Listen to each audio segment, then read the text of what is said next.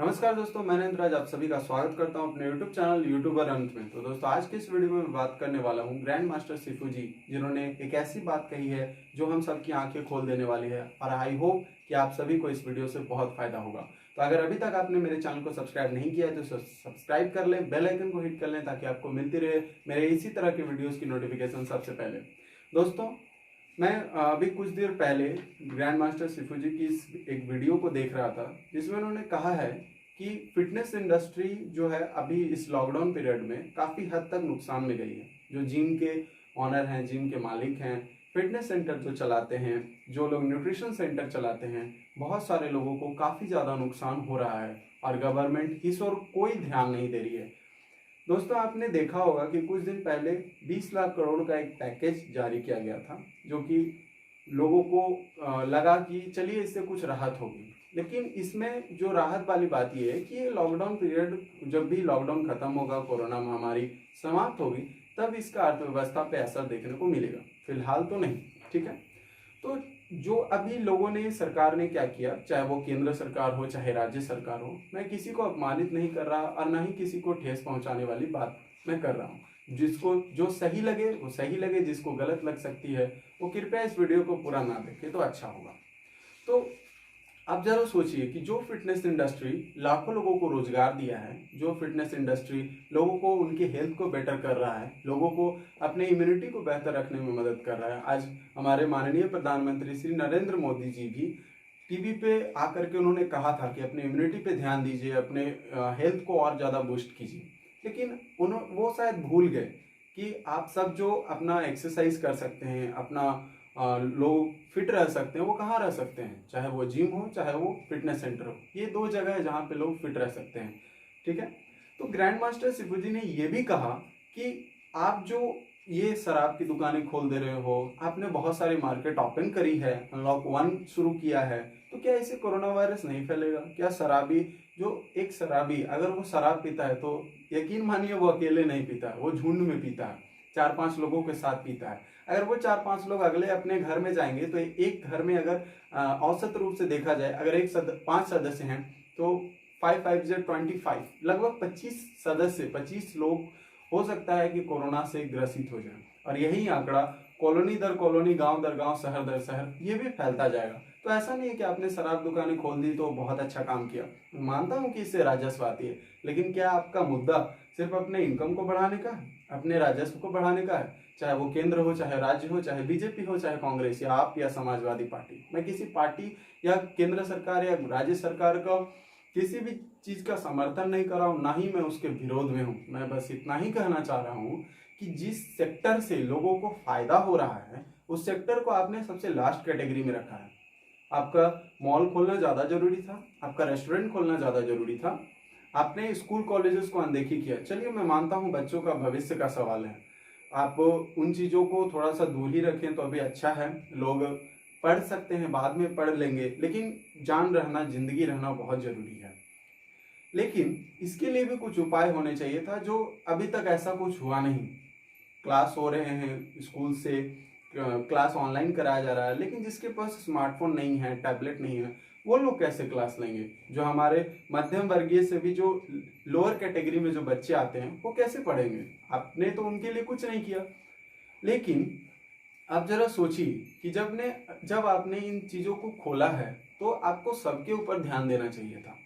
मैं ये कहना चाहता हूँ कि जिम जहाँ से लोग 10-15 हजार रुपए की इनकम करते हैं, एक ट्रेनर बतौर ट्रेनर जब स्टार्ट करता है अपना कैरियर, तो वो 10-15 हजार रुपए से स्टार्ट करता है और कुछ साल का एक्सपीरियंस होने के बाद वो बहुत अच्छे मुकाम पे जाता है और वो लोगों को फिट रहने के मायने सिखाता है। यकीन मानिए, एक एथलीट, एक फिटनेस ट्रेनर जितना डिसिप्लिन होता है, एक जिम करने वाला बंदा जितना डिसिप्लिन होता है, उतना शराबी नहीं होते हैं, या जो शराब के दुकान चलाते हैं, ठेके चलाते हैं, वो इतने डिसिप्लिन नहीं होते हैं। मेरे इस वीडियो से बहुत सारे लोगों को बुरा लग रहा होगा, जो खास करके राजनीतिक पक्षधारा के लोग हैं, जो राजनीतिक विचारक हैं। आपने ऐसा कोई विचार कहाँ व्यक्त, ये जो आपने कहीं ना सोशल मीडिया में कही, ना प्रिंट मीडिया में, ना इलेक्ट्रॉनिक मीडिया में। मैं इंतजार कर रहा था कुछ दिनों से कि काश कोई सेलिब्रिटी आए, काश कोई बड़ा आदमी आए और मैं सिफू जी को सच में सैल्यूट करता हूं कि उन्होंने एक ऐसा कदम उठाया जो पर्सनली मुझे काफ़ी इंस्पायर किया और मैं इस वीडियो को बनाने के लिए प्रेरित हो गया। दोस्तों, आप लोगों को ये समझना होगा कि जो सेक्टर हमें अच्छा चीज़ दे रहा है, जो हमें अपने हेल्थ को बेहतर रखने में मदद कर रहा है, उस सेक्टर को हम अभी बंद करके उससे दूरी बनाए हैं। हाँ, जिस तरह से आपने शराब दुकान खोली, उसमें भी कुछ नियम जो गाइडलाइंस थी, आपने मॉल खुलाया, धार्मिक स्थल खुलवाया, उन सब में कुछ न कुछ नियम थे और उन सभी का गाइडलाइंस को फॉलो करना हमारा नियम है। हम अपने जो अपना एक भारतीय नागरिक होने के नाते हम अपनी जिम्मेदारी समझते हैं, बखूबी समझते हैं। तो आप जिम सेंटर को भी खोल करके वहां भी आप अपने नियम को लगा सकते हैं। साफ सफाई का नियम हो गया, चाहे वो कम लोगों का संख्या भी बहुत कम होना चाहिए। तो होगा क्या कि बहुत सारे जिम सेंटर के जो मालिक हैं वो महीने के लगभग अगर मैं अच्छे खासे जिम की बात करूं तो 40-50 हजार रुपया तो रेंट देते हैं।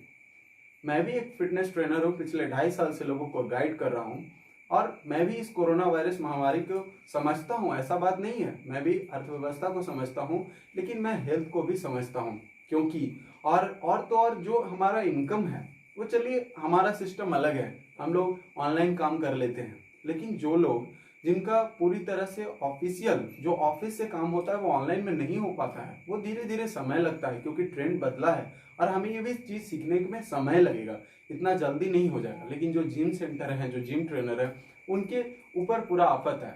सेकंड, जो स्कूल कॉलेजेस है, चलिए गवर्नमेंट कॉलेज हुए, वहाँ लोगों का वेतन अच्छा से जारी रहेगा, वहाँ से कोई असर दिखने वाला है नहीं। लेकिन जो प्राइवेट स्कूल के जो टीचर हैं, जो 10,000, 15,000, 20,000, 30,000 रुपये कमाते हैं और उनका पूरा का पूरा परिवार उसी चीज़ पे निर्भर है, उनका घर कैसे चलेगा?